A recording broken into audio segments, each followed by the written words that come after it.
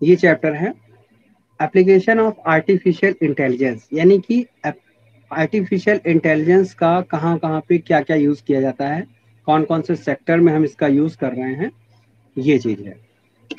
देखिए यहाँ पर आपको पढ़ना है, इसमें टॉपिक्स हैं। टॉपिक्स आपके हैं task based classification of AI.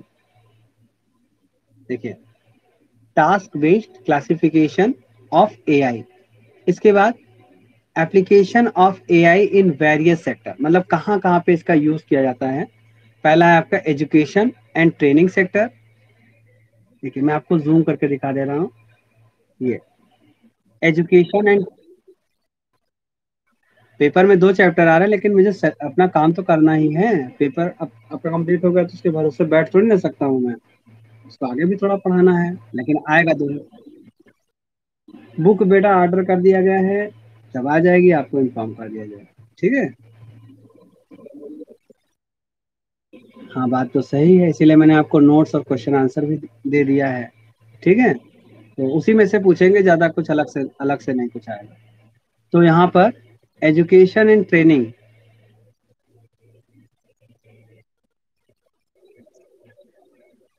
आज सेंड कर देंगे।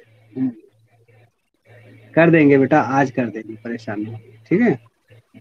हाँ तो अब यहाँ पे क्या है, यहाँ पे एप्लीकेशंस हैं।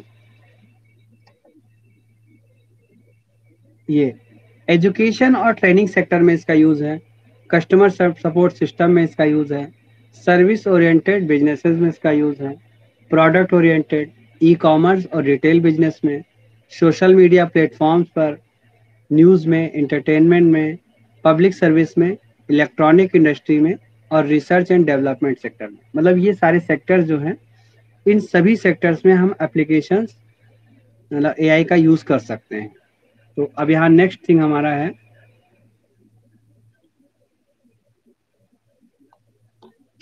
देखिए तो सबसे पहले यहाँ बात करते हैं टास्क बेस्ड क्लासिफिकेशन की।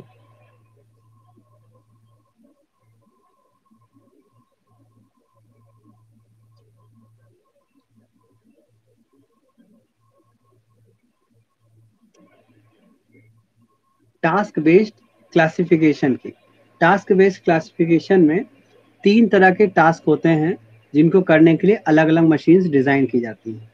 पहला है ऑर्डिनरी टास्क, दूसरा है फॉर्मल टास्क और तीसरा है एक्सपर्ट लेवल टास्क, ठीक है। देखिए जो आपके ऑर्डिनरी टास्क होते हैं, ऑर्डिनरी का मतलब क्या होता है, साधारण, सिंपल। तो ये जो मशीनें हैं वो बहुत ही सिंपल कामों को करने के लिए बनाई गई है, सीखने के लिए और परफॉर्म करने के लिए। जैसे वॉइस रिकॉग्नाइजेशन, आप अपने मोबाइल में जब क्या वॉइस रिकॉग्नाइजेशन फीचर लगाते हैं तो आपको ये पता चल जाता है कि मेल की आवाज़ है या फीमेल की आवाज़ है। साथ ही साथ अपनी आवाज़ को आप बदल भी सकते हैं। ऑडियो विजुअल इनपुट के लिए, लैंग्वेज ट्रांसलेशन के लिए, जैसे गूगल ट्रांसलेट एक एप्लीकेशन होता है जो सिंपल क्या करता है, एक लैंग्वेज को दूसरी लैंग्वेज में बदल देता है। इसी तरह से फैक्ट्रीज में जो रोबोट लगाए जाते हैं वो कुछ पर्टिकुलर टास्क को करने के लिए लगाए जाते हैं। तो इस तरह की जो मशीनें होती हैं वो ऑर्डिनरी टास्क करती हैं। अब नेक्स्ट आपका है फॉर्मल टास्क। फॉर्मल का मतलब क्या होता है कि एक, जैसे होता नहीं ऑफिशियल काम, मतलब एक ऐसा काम जो स्किल्ड पर्सन ही कर सके। इसमें क्या है, ये मशीनें मैथमेटिक्स या साइंटिफिक कैलकुलेशन को करती हैं। डेरिवेशन फार्मूला को ये क्या करती हैं, प्रूव करती हैं, डिराइव करती हैं, बनाती हैं। स्ट्रेटेजिक गेम्स में भी इनका यूज होता है। और जो एक्सपर्ट लेवल टास्क होते हैं उसमें जैसे कोई साइंटिफिक डेटा है, जैसे मान लो मंगल ग्रह पे कोई स्पेसशिप भेजा गया, तो अब वो वहां से जो जमीन की तस्वीरें भेजेगा, वहां का एनवायरनमेंट, वहां का टेम्परेचर, वहां का प्रेशर, वहां का ग्रेविटी, मैग्नेटिक फील्ड, ये सारी चीजों को एनालाइज करने का काम कौन करेगा, आपका एक्सपर्ट लेवल मशीनों के द्वारा होगा। इसी तरह से बहुत लार्ज अमाउंट में जब हमें डेटा मिलता है तो उसको भी प्रोसेस करने का काम कौन करता है, एक्सपर्ट लेवल करता है। इसी तरह से प्रेडिक्ट करना, ट्रेंड्स को प्रेडिक्ट करना, पैटर्न्स को प्रेडिक्ट करना, ये सारा काम आपके एक्सपर्ट लेवल टास्क की वजह से ही होता है। देखिए यहाँ पर तीनों एग्जाम्पल आपके बने हुए हैं।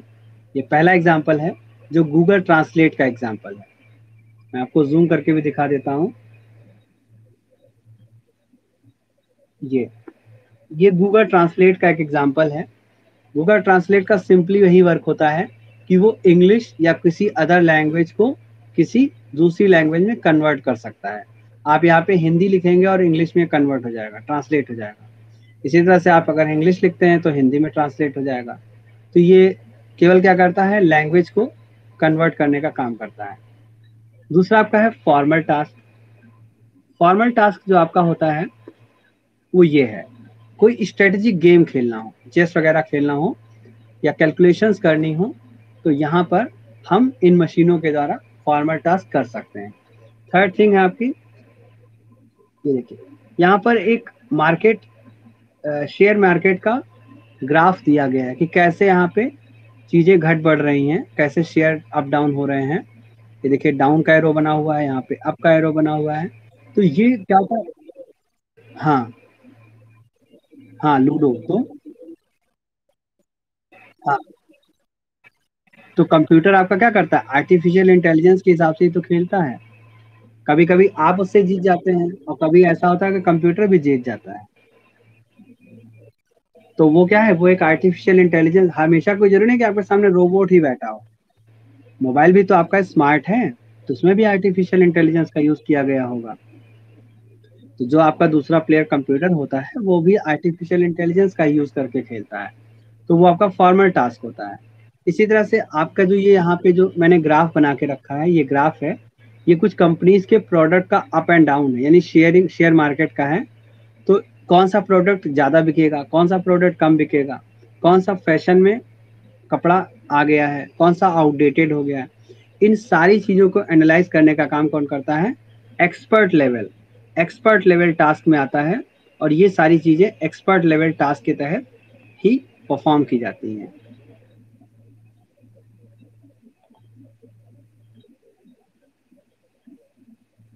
नेक्स्ट थिंग है, अब देखिए एप्लीकेशन ऑफ एआई, यानी एआई का कहाँ कहाँ पे एप्लीकेशन है। देखिए सबसे पहला है एजुकेशन एंड ट्रेनिंग। हम एजुकेशन और ट्रेनिंग में एआई को कैसे इन्वॉल्व कर सकते हैं। आप यहाँ पिक्चर देख रहे होंगे, यहाँ पर एक रोबोट है जो एक बच्ची को सिखाने की कोशिश कर रहा है, बोर्ड पे समझा रहा है क्वेश्चन, ठीक है। तो यहाँ पर ये एक सीधा सीधा एग्जाम्पल है। और इसमें हम और क्या क्या चीजें कर सकते हैं, स्मार्ट कंटेंट जनरेशन, यानी कि जो भी पढ़ाई का स्टडी से रिलेटेड मटेरियल होता है हम उसे जनरेट कर सकते हैं। आपने देखा होगा कि आजकल बहुत सारे से डाइजेस्टिव सिस्टम के बारे में पढ़ाना है, तो कोई जरूरी नहीं है कि आप शरीर को काट के फिर उसका डाइजेस्टिव सिस्टम कैमरे से रिकॉर्ड करके तब दिखाएं, उसको एनिमेशन के थ्रू भी दिखाया जा सकता है। तो एनिमेशन बनाने का काम कौन करता है, आपका आर्टिफिशियल इंटेलिजेंस करता है, ठीक है। हमारी पूरी बॉडी को कैमरे से स्कैन करके और फिर उसे एनिमेशन में बदल दिया जाता है। या आप सिंपल एक डायग्राम जब बनाते हैं तो उसी डायग्राम को क्या करते हैं, आर्टिफिशियल इंटेलिजेंस की सहायता से एनिमेशन में कन्वर्ट कर दिया जाता है। तो वो चीज आपका क्या होगा, स्मार्ट कंटेंट। एक सिंपल हुआ कि कैमरे से आपने रिकॉर्ड कर लिया, रिकॉर्ड करके हूबहू जैसा था वैसा आपने दिखा दिया, एक तो ये चीज हो गई। दूसरी चीज हो गई कि उसी कंटेंट को आप एनिमेशन के थ्रू दिखा दें। तो जब एनिमेशन के थ्रू दिखाएंगे तो वो आपका स्मार्ट कंटेंट बन जाएगा। तो स्मार्ट कंटेंट जनरेशन मतलब स्मार्ट कंटेंट को तैयार करने में हम एआई का यूज करते हैं। दूसरी चीज है कस्टमाइज लर्निंग। कस्टमाइज लर्निंग का मतलब होता है, जैसे कभी कभी बताते बताते क्या होता है, एक दूसरा टॉपिक आ गया तो हम उसको बताने लगे। तो इससे होता क्या है कि वो जो पुराना टॉपिक हम पहले पढ़ा रहे थे वो टॉपिक छूट गया, अब नया टॉपिक आ गया। तो इस चीज को थोड़ा सा कम करने के लिए क्या करते हैं, कस्टमाइज लर्निंग करते हैं। मतलब हर एक टॉपिक का लिंक अलग अलग दिया रहता है, आप पढ़ते जाइए।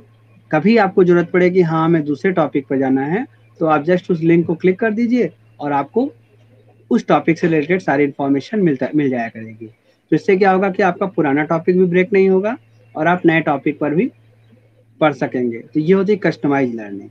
फिर होती है एडाप्टिव लर्निंग। एडाप्टिव लर्निंग का मतलब ये होता है कि जो चीजें आप सीखते हैं यानी कि एडाप्ट करते हैं, जैसे कोई चीज आपको समझ में नहीं आ रही तो नेक्स्ट टाइम क्या होगा, एआई की वजह से आप उसको समझ जाएंगे। Feedback, data visualization of performance and feedback. कोई भी स्टूडेंट पढ़ रहा है नहीं पढ़ रहा है, कितनी देर प्रेजेंट हुआ, कितनी देर एब्सेंट हुआ, कितनी देर उसने एग्जाम को सॉल्व किया, कितनी टाइम में सॉल्व कर दिया। तो ये सब क्या होता है, ये सब उसका परफॉर्मेंस होता है। और इस परफॉर्मेंस का डेटा विजुअलाइजेशन करने में भी एआई हमारी हेल्प करता है। इमर्सिव लर्निंग एनवायरनमेंट, एक लर्निंग एनवायरनमेंट प्रोवाइड करने के लिए भी ये हेल्प करता है। स्मार्ट टीचिंग, अभी देखिए मैं आपको मोबाइल से टीचमेंट के थ्रू पढ़ा रहा हूँ, तो ये क्या है, स्मार्ट टीचिंग है। रोबोट भी देखिए इस बच्ची को पढ़ा रहा है, तो ये क्या है, स्मार्ट टीचिंग है। तो यहाँ पर एजुकेशन और ट्रेनिंग सेक्टर में इसका यूज किया जा सकता है। फिर नेक्स्ट है कस्टमर सपोर्ट सर्विस या कस्टमर सपोर्ट सिस्टम। आपने देखा होगा बहुत सारे मॉल, शॉपिंग मॉल्स लगे होते हैं जहाँ पर सिक्योरिटी कैमरा होते हैं, कुछ रोबोट्स होते हैं या कुछ ऐसी कंप्यूटर वॉइस होती है जो ये बताती रहती है कि फला सामान अच्छा है, ये ब्रांड है, इसकी एडवर्टाइजमेंट करती रहेगी। जब आप स्टेशन पे जाएंगे तो वहाँ एक अनाउंसर बैठा कंप्यूटर वॉइस अनाउंस करेगी फला ट्रेन इतने प्लेटफॉर्म पे आने वाली है। तो ये सारी चीज़ें क्या होती हैं, ये सारी चीज़ें आपके कस्टमर सपोर्ट सिस्टम में जाती हैं। सिक्योरिटी कैमरा लगे होते हैं, वहीं से आपको कैप्चर कर लिया जाता है कि कौन सा कस्टमर रेगुलर है हमारा और कौन सा कस्टमर पहली बार आया है। तो ये सारी चीज़ें क्या होती हैं, आर्टिफिशियल इंटेलिजेंस से पता कर ली जाती हैं। यहाँ पे है क्यों इसका यूज करते हैं, बेटर कस्टमर सिस्टम में, पब्लिक रिलेशन को इम्प्रूव करने में। मान लो एक कस्टमर पहली बार कभी आया, तो वो क्या होगा, वो जब बार बार आएगा, जब प्रोडक्ट को खरीदेगा, तो उस प्रोडक्ट से रिलेटेड एक फीडबैक वहाँ पे जनरेट हो जाएगा। इस फीडबैक के आधार पे जब वो अगली बार आएगा तो उसे वही प्रोडक्ट फिर से मिलेगा। तो कोशिश ये रहती है कि हम कस्टमर के इंटरेस्ट के हिसाब से प्रोडक्ट्स को चूज करें। और ये इंसान इस चीज को उतना अच्छा नहीं कर सकता जितना अच्छा मशीनें कर सकती हैं। तो मशीनें क्या करेंगी, इसको यूज कर लेंगे। इसी तरह से मल्टी लैंग्वेज इंटरप्रिटेशन, जब आप मेट्रो में या कहीं जाते हैं तो वहाँ पे जो अनाउंसमेंट होती है वो हिंदी में भी होती है, इंग्लिश में भी होती है। अगर आप कहीं रीजनल क्षेत्र में गए हैं, जैसे तमिलनाडु वगैरह गए हैं, तो वहाँ पे उनकी लोकल लैंग्वेज में भी क्या होता है, बातचीत होती रहती है। तो इसको करने के लिए क्या होता है, मल्टी लैंग्वेज इंटरप्रिटेशन मशीन्स होती हैं जो आपसे अलग अलग भाषा में बातें करती रहती हैं और फिर आपको गाइड भी करती रहती हैं। ये हो गया आपका application of AI. Next thing है service oriented businesses. Service oriented मतलब आप जानते हैं कि बहुत सारे ऐसे सेक्टर्स भी हैं जो हमें सर्विस प्रोवाइड कराते हैं। जैसे टेलीफोन कंपनी क्या करती है, बात करना, मैसेजेस करना, ये सारी सर्विस प्रोवाइड कराती है। इसी तरह से जो आपके ये हैं, क्या कहते हैं इनको, हॉस्पिटल्स, ये भी तो सर्विस ही प्रोवाइड कराते हैं। होटल्स हैं, रेस्टोरेंट्स हैं, ये भी सर्विस प्रोवाइड कराते हैं। तो ये सारी चीजें क्या होती हैं, सर्विस ओरिएंटेड बिजनेस होती हैं। तो ये क्या करते हैं, checking patterns useful to offer new services, यानी कि ये पैटर्न को चेक करते हैं कि कौन सा कस्टमर कितना ज्यादा चीजों पे अट्रैक्ट हो रहा है, और फिर उसी के हिसाब से क्या उसके इंटरेस्ट की चीजों की लिस्ट बना दी जाती है और फिर उसको वही सारी चीजें दिखने लगती है। जब आपने कभी जैसे आप अमेजोन पे कोई चीज सर्च करते हैं, मान लीजिए किसी प्रोडक्ट के बारे में आपने सर्च किया, पहली बार जब आपने उस प्रोडक्ट को सर्च किया तो कंप्यूटर ने या मोबाइल ने क्या किया, उस चीज को स्टोर कर लिया। और फिर उसी पैटर्न के हिसाब से जब आप नेक्स्ट टाइम उसको लॉग इन करेंगे या उस वेबसाइट पे जाएंगे तो आपको उससे रिलेटेड बहुत सारे प्रोडक्ट की लिस्ट दिख जाएगी, तो आपको कंपेयर करने में आसानी होगी। तो यहाँ पे होता क्या है कि वो आपके पैटर्न को देखकर नई सर्विसेज को ऑफर करता है। इसी तरह से assessing customer loyalty, assessing customer loyalty का जो मतलब होता है तो मैं आपको बता रहा हूँ।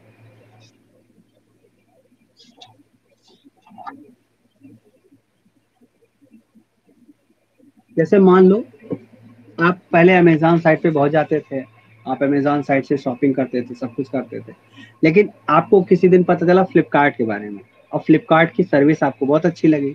तो अब क्या कर रहे हैं, अब आप फ्लिपकार्ट पे जाने लगे, फ्लिपकार्ट की वेबसाइट ओपन करते हैं, उसी से सामान मंगा लेते हैं, अमेजोन की वेबसाइट ओपन ही नहीं करते। तो वहां पे आर्टिफिशियल इंटेलिजेंस अमेजोन के लिए क्या करेगा, वो देखेगा कि कस्टमर का हमारे तरफ इंटरेस्ट क्यों कम हो रहा है, आखिर कौन सी ऐसी वजह है जिससे कस्टमर हमारी तरफ अट्रैक्ट नहीं हो पा रहा है, वो एनालाइज करेगा और फिर वो आपको आपके इंटरेस्ट के हिसाब से एडवर्टाइजमेंट दिखाएगा, जिससे कि आप उससे फिर से जुड़ सके। इसी तरह से सर्विस क्वालिटी को बेहतर बनाने के लिए फीडबैक लिया जाता है, फीडबैक और एक्सपीरियंस। तो आपसे हमेशा जब कोई आप एप्लीकेशन डाउनलोड करते होंगे तो आपसे कहा जाता होगा कि आप इसको रेटिंग करिए, कि कितना आप इसको नंबर देना चाहेंगे, आपको सर्विस अच्छी लगी तो आप इसको कितना मार्क्स देना चाहेंगे। तो इस तरह की जो चीज़ें होती हैं वो क्या होती हैं, एआई के थ्रू ही की जाती हैं। इसी तरह से कस्टमर फ्यूचर में कैसा बिहेव करेगा, वो कैसे प्रोडक्ट की उम्मीद करेगा, इस चीज को प्रेडिक्ट करना भी क्या काम होता है, सर्विस ओरिएंटेड बेस्ड सर्विस में एआई का काम होता है। अब तो एआई के थ्रू रिक्रूटमेंट्स भी होने लगी हैं, ठीक है, एआई के थ्रू रिक्रूटमेंट्स भी होने लगी, जिसकी वजह से कॉस्ट भी बचती है, टाइम भी बचता है और क्वालिटी भी अच्छी मिल जाती है, और साथ ही साथ करप्शन का कोई चांस नहीं रहता। तो ये सारी चीजें हैं। फिर नेक्स्ट थिंग है एप्लीकेशन ऑफ एआई में product oriented business. Product oriented business में जैसे बहुत सारी कंपनीज होती हैं जो सामान बनाती हैं, सर्विस तो नहीं देती लेकिन वो सामान बनाती हैं, प्रोडक्ट्स बनाती हैं। जैसे आपके पास यहाँ एग्जांपल में देखिए एक पिक्चर बनी हुई है फ्रिज की। ये क्या है, एक स्मार्ट फ्रिज है जिसको आप मोबाइल से ही ऑपरेट कर सकते हैं। तो यहाँ पर और जैसे ऑटोनोमस व्हीकल्स है, जैसे मैंने आपको गूगल की वाइमो कार के बारे में बताया था, जो कि एक ड्राइवरलेस कार है जो पूरी तरह से एआई यानी आर्टिफिशियल इंटेलिजेंस पे ही क्या है, बेस्ड है। ऐसे ही टेस्ला की कार है जो ड्राइवरलेस कार है। तो ये सब क्या है, ये सब कंपनीज के प्रोडक्ट हैं। इसी तरह से स्मार्ट होम डिवाइसेस हैं। स्मार्ट होम डिवाइसेस जैसे आपका वेब कैमरा है, मोशन सेंसर है, क्या कहते हैं, एसी है जो ऑटोमेटिक ऑन हो जाता है, पंखा है जिसमें लाइट लगी हुई है, आप वॉइस कमांड से इसको ऑन ऑफ कर सकते हैं, रोबोट्स हैं। तो ये सारी चीजें क्या हैं, ये सब चीजें प्रोडक्ट ओरिएंटेड बिजनेसेस हैं, प्रोडक्ट ओरिएंटेड बिजनेसेस। फिर यहाँ पे देखिए e commerce and retail business, क्योंकि मैंने अमेजोन के बारे में आपको पहले ही बता दिया, हालांकि उसका यूज यहाँ पे होगा। E commerce and retail business में जैसे कॉमर्शियल वेबसाइट्स होती हैं, तो ये क्या करती हैं, अपने प्रोडक्ट की डिजिटल मार्केटिंग करती हैं। जैसे एक होता है कि आप अपने, जैसे आपने कोई प्रोडक्ट बनाया, अब उसको आप घर घर ले जाके घूमिए, प्रचार प्रसार करिए कि हमारा प्रोडक्ट है, ये ऐसे काम करता है, वैसे काम करता है। अब इसी चीज को आप क्या करते हैं, एक बढ़िया सा एड तैयार कर लिया और एड तैयार करके आपने टीवी पे इसको ब्रॉडकास्ट कर दिया। तो ये होती है डिजिटल मार्केटिंग, किसी भी प्रोडक्ट की डिजिटल मार्केटिंग। मान लो किसी ने तंग आके टीवी बंद कर दिया, तो आप क्या है, आप उसके मोबाइल पे एडवर्टाइजमेंट भेज सकते हैं। यहाँ वो यूट्यूब देखता है, यूट्यूब वीडियो जैसे आप देखते हैं तो बहुत सारे ऐड आने लगते हैं, तो वहां पे आप इसको दे सकते हैं। जिससे क्या होगा कि कस्टमर ना चाहते हुए भी कहीं ना कहीं वो उस प्रोडक्ट को देखेगा, अगर उसको समझ में आता है तो वो परचेज भी कर लेगा, यूज भी कर लेगा, ठीक है। नए प्रोडक्ट की डिजाइन करने में भी एआई का बहुत रोल होता है। फिर यहाँ पे है social media platform news and entertainment. आपने ऑब्जर्व किया होगा कि जैसे अभी एक क्या नाम है, कोरोना इस समय चल रहा है ना। तो अब देखिए कोरोना चल तो रहा है, लेकिन जब आप टीवी खोलेंगे तो चाहे टीवी में आपका न्यूज चैनल हो, इंटरटेनमेंट चैनल हो, या फिर आपका कोई मूवी चैनल हो, सब पे कहीं ना कहीं क्या है, कोरोना से रिलेटेड चीजें ही आती हैं, कोरोना से रिलेटेड वार्निंग आती है, कोरोना से रिलेटेड सारी चीजें आती हैं। तो यहाँ पे क्या है कि जो कंटेंट होता है उसको पैटर्न के हिसाब से ट्रेंड करना क्या है, सोशल मीडिया का काम होता है। जैसे फेसबुक है, तो कभी आपने अमेजोन पे सर्च किया होगा, तो अगर आप अमेजोन से जुड़े हुए हैं, आपका फेसबुक अकाउंट लिंक है, तो फेसबुक पर ही क्या अमेजोन के ऐड आने लगते हैं। तो यहाँ पर एआई का यूज होता है। दूसरी चीज, आपको कुछ लिखना है, स्क्रीन राइटिंग करनी है, स्टोरी बोर्ड करना है, मतलब स्टोरी बनाना है, ठीक है। आपको मतलब किसी भी पिक्चर में, मूवी में, जैसे इंग्लिश मूवी है तो आपको हिंदी सबटाइटल्स चाहिए, तो वो सारी चीजें क्या होती हैं, वो सारी चीजें एआई के थ्रू की जाती हैं। एआई के थ्रू ही आप रिकॉर्ड कर सकते हैं, उस रिकॉर्डेड वीडियो को एडिट कर सकते हैं, गेम्स बना सकते हैं, मूवीज बना सकते हैं, म्यूजिक बना सकते हैं। तो ये सारी चीज़ें आप सोशल मीडिया प्लेटफॉर्म पर एआई की हेल्प से कर सकते हैं। फिर इसके बाद नेक्स्ट है पब्लिक सर्विस। पब्लिक सर्विस जो होती है, जैसे पब्लिक है तो भाई जाहिर सी बात है कुछ काम धाम तो करना ही पड़ेगा। तो ट्रांसपोर्ट सेक्टर में, हेल्थ केयर सेक्टर में इसका बहुत यूज होता है। ट्रांसपोर्ट सेक्टर में देखिए ड्राइवरलेस कार क्या करती है, ट्रांसपोर्ट सिस्टम ही तो है।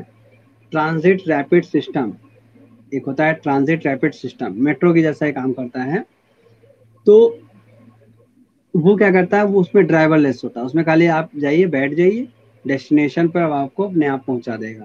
तो हालांकि ये सारी चीजें एक फिक्स रूट पे चलती हैं, जैसे रेल रूट, रेल होता नहीं है कि रेलगाड़ी रेल पे ही चलती है, तो उसी तरह से ये भी क्या होते हैं, इनके लिए पर्टिकुलर सबवेज बनाए जाते हैं, उन्हीं पर ये वर्क करती है। लेकिन टेस्ला की जो ड्राइवरलेस कार है ये आपकी पब्लिक सर्विस पर ही तो है। इसी तरह से ओला उबर जो आपकी टैक्सी सर्विसेज हैं, ये भी क्या करती हैं, आपके आपने कंपनी में कॉल किया या आपने रजिस्टर किया, पैसे कट गए अकाउंट से, अब ये क्या करेंगे, ये आपके पास अपने आप पहुंच जाएंगे, गूगल मैप से हेल्प लेंगे। फिर अगर आपने इनको सर्विस को एक किसी बार मतलब एक बार यूज किया होगा, तो नेक्स्ट टाइम आपके पास एसएमएस की भरमार आ जाएगी, कहीं ये ऑफर चल रहा है, कहीं ये ऑफर चल रहा है। तो ये सारी चीजें क्या होती हैं, इसी एआई के थ्रू ही की जाती हैं।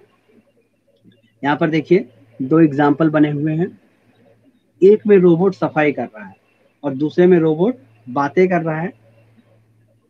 तो यहाँ पे ऑर्डर, वो ऑर्डर ले रहा है, दूसरे दूसरे पिक्चर में रोबोट क्या रेस्टोरेंट में ऑर्डर ऑर्डर ले रहा है। तो ये सब क्या होते हैं, ये सब यहाँ पे हैं। इसी तरह से मैंने आपको बताया था रोबोटिक सर्जरी के बारे में। कुछ ऐसी कॉम्प्लेक्स चीजें होती हैं जिनको मतलब कुछ ऐसे ऑपरेशंस होते हैं जिनको डॉक्टर्स नहीं कर सकते, ह्यूमन बींग्स नहीं कर सकते, करते हैं लेकिन उनको एक्यूरेट करने में थोड़ा सा झिझक होती है। तो यहाँ पे हम रोबोट का यूज कर सकते हैं। ठीक है, ऐसे ही जो क्या कहते हैं, ये मान लीजिए कोई जैसे कोरोना ही है, ठीक है, अब कोरोना फैला हुआ है तो इंसान इन्फेक्टेड पर्सन के नजदीक तो जा नहीं सकता, उसको खुद कोरोना हो जाएगा। तो हम यहाँ पे रोबोट्स का यूज कर सकते हैं एज ए नर्सिंग स्टाफ, मतलब दवा देना, मेडिसिन देना, सैनिटाइज करना, ये सारे काम हम क्या कर सकते हैं, मशीनों की हेल्प से कर सकते हैं। तो यहाँ पर पब्लिक सर्विस के लिए भी एआई की बहुत नीड होती है। मैंने यहाँ हॉस्पिटलाइजेशन लिख रखा है। तो हॉस्पिटलाइजेशन का मतलब होता है सेवा देना, सर्विस करना, सफाई करना, ऑर्डर लेना, और क्या कहते हैं कस्टमर के लिए खाना बनाना, ये सारी चीजें हॉस्पिटलाइजेशन में आती हैं। तो यहाँ पे हॉस्पिटलाइजेशन में हम इसका यूज कर सकते हैं। फिर इलेक्ट्रॉनिक इंडस्ट्री। आजकल जैसे पहले क्या होता था, पहले सिंपल तार लगा के मशीन बना दिया, अब उसमें बिजली दौड़ा दी, काम होने लगा। अब इलेक्ट्रॉनिक डिवाइस बनाने लगे। इलेक्ट्रॉनिक डिवाइस इतनी कॉम्प्लेक्स होती है, इतनी कठिन होती है कि इसको हाथ से बनाना पॉसिबल नहीं। आप हाथ से एक तार जोड़ते हैं तो तार सही से नहीं जोड़ पाते। तो ये सारा काम क्या करते हैं, रोबोट्स के द्वारा किया जाता है। रोबोटिक रोबोट्स क्या करते हैं, इन सारी कामों को परफॉर्म करते हैं और बिल्कुल एक्यूरेटली बिना थके हुए करते हैं। हमें सिर्फ क्या करना होता है, उन्हें इंस्ट्रक्ट करना होता है और वो सारा काम अपने आप कर देते हैं। तो यहाँ पर इलेक्ट्रॉनिक इंडस्ट्री में तो एआई का बहुत बड़ा यूज है। मान लीजिए आपने एक बहुत बड़ा मदरबोर्ड बनाया या कंप्यूटर का कोई मदरबोर्ड बनाया, लेकिन उसमें कहीं सर्किट जुड़ी नहीं और फॉल्ट आ गई, तो अब आप उस फॉल्ट को कैसे पता लगाएंगे। तो ये काम मशीन बहुत अच्छे से कर सकती है। इसी तरह से self alert system, self alert system है। कार जो कि बेटर सेफ्टी फीचर्स के साथ आती है, कोई कार है जो इंटरलॉक हो जाती है, कार का टेम्परेचर बढ़ता है तो कूलिंग सिस्टम को ऑन कर देती है ना। ये सारी चीजें क्या होती है, एआई के थ्रू वर्क करती हैं। फिर है research and development. Research and development में हम जानते हैं कि हमेशा कुछ ना कुछ रिसर्चेज होते ही रहते हैं, कुछ ना कुछ काम होते ही रहते हैं। यहाँ पर मैंने एक पिक्चर बना मतलब बनी हुई है जो एक बड़े से प्लेन से दूसरे प्लेन को टारगेट कर रहा है। यानी कि ग्रीन प्लेन जो है वो टारगेट कर रहे हैं रेड वाले प्लेन को। रेड वाला प्लेन क्या है, दुश्मन है, और नीला जो नीला नीला स्ट्रक्चर बना हुआ है ये कुछ उबड़ खाबड़ जमीन है। तो यहाँ पर एआई के थ्रू ही ये चीजें पता मतलब डिजाइन करके बनाई जा रही हैं, ताकि हमें उसको वहां तक जाना ना पड़े, दूर से ही हमारा ऑटोमेटिक काम हो जाए। तो डिफेंस में भी इसका बहुत काम लगता है। ठीक है, डिफेंस में भी इसका बहुत काम लगता है। डिफेंस में जैसे मिलिट्री वगैरह, मिलिट्री ऑपरेशंस के बारे में मैंने बताया था कि जैसे बॉम्ब डिफ्यूज करना है, तो बॉम्ब डिफ्यूज करने के लिए आप ह्यूमन बींग्स अगर जाते हैं और बाई चांस बॉम्ब नहीं डिफ्यूज कर पाते, तो वो तो आदमी मर जाएगा बेचारा, आसपास के जो लोग होंगे वो भी मर जाएंगे। तो क्या करते हैं, रोबोट्स को भेजा जा सकता है, रोबोट्स या ऐसी मशीनें जो इस तरह के चीजों को कर सकें। मान लो बाई चांस ब्लास्ट हो जाता है तो मशीन टूट जाएगी, फिर हम उसको फिर रिपेयर कर लेंगे। लेकिन अगर इंसानी जान चली जाएगी तो हम उसको तो रिपेयर नहीं कर सकते, वो तो बेचारा जिंदा नहीं होगा, वो तो ऊपर चला जाएगा। इसी तरह से, है ना। तो और भी चीजों में जो आपका रिसर्च, जैसे ऑटोमोबाइल में ही है, नई नई कंपनियां देखो नई नई कार निकाल रही, नए नए डिजाइन बना रही हैं। किसी में कुछ फीचर है, किसी में कुछ फीचर है। हेल्थ सेक्टर में भी बहुत सारा रिसर्च हो रहा है, लाइफ साइंस में, एजुकेशन में। पहले आप कंप्यूटर पढ़ते थे, अब आप आर्टिफिशियल इंटेलिजेंस पढ़ रहे हैं। तो बिना रिसर्च के ही पढ़ रहे हैं, बिना डेवलपमेंट के ही पढ़ रहे हैं। कुछ ना कुछ डेवलपमेंट हो रहा है। और ये सारी डेवलपमेंट इंसानों के साथ साथ मशीनें भी कर रही हैं, ताकि हमारा समय भी बचे और हमारी कॉस्ट भी बचे। आदमी तो थक जाएगा लेकिन मशीन नहीं थकेगी। तो ये सारी चीजें यहाँ पे इस एप्लीकेशन के थ्रू की जा सकती हैं। ये चैप्टर आपका बहुत छोटा सा ही है, चैप्टर में अब कुछ है नहीं, बस इतना ही चैप्टर में था। तो आपको सिर्फ इसके एप्लीकेशंस के बारे में पढ़ना था। ठीक है, तो चैप्टर ऑलमोस्ट कंप्लीट है। इसका नोट्स मैं आपको परसों भेज दूंगा, इसकी एक्सरसाइज भी करवा दूंगा। बेटा चैप्टर छोटा सा ही था। ठीक है, चैप्टर हाँ चैप्टर बहुत छोटा सा था, बस इसमें एप्लीकेशन बताया गया था कि कौन कौन से एप्लीकेशन कहाँ कहाँ पे हैं। इसमें सारे चैप्टर्स आपके छोटे, नहीं इसको नहीं देंगे, अभी जो दो दे दिया वही देंगे। ठीक है, हालांकि पेपर भी मैंने बनाया नहीं है, लेकिन ठीक है, दो चैप्टर तैयार कर लो वही बहुत था। तो इसका इसी एक्सरसाइज हम आपको करवा देंगे, मतलब परसों करवा देंगे एक्सरसाइज। और वो मतलब परसों की जो क्लास आपकी होगी वो लाइव नहीं कराएंगे, व्हाट्सएप पे ही करा देंगे। ठीक है। हाँ, तो टाइम कितना टाइम हुआ वैसे कोई बताएगा? चलिए, ऑलमोस्ट टाइम ओवर भी हो गया है, तो अब इस क्लास को हाँ, तो इसको हम यहीं पे ओवर भी कर देते हैं। ठीक है, चलिए ठीक है।